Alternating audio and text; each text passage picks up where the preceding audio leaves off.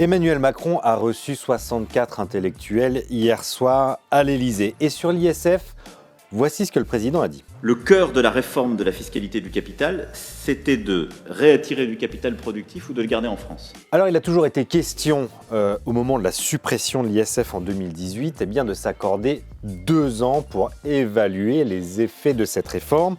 Réforme qui devait inciter les anciens contribuables à l'ISF à investir davantage dans le capital des entreprises françaises. Si Emmanuel Macron a toujours été ferme sur le maintien de la suppression de l'ISF, voici ce qu'il a dit hier soir et c'est une première. S'il est observé qu'elle n'est pas efficace, il faut la corriger.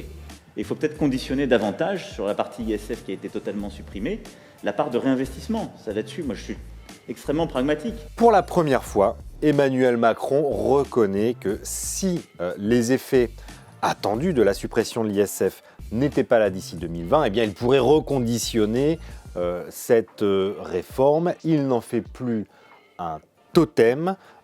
Emmanuel Macron a indiqué qu'il ne comptait pas mettre non plus tout son capital politique et économique, en tout cas budgétaire, sur un grand Big Bang fiscal.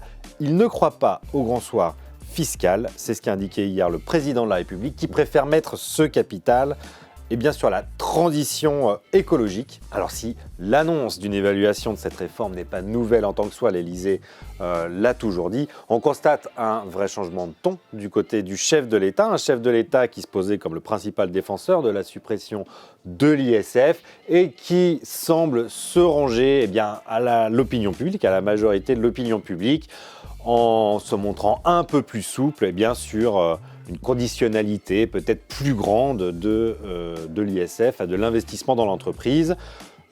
Pour la réponse, rendez-vous l'année prochaine au moment de l'évaluation.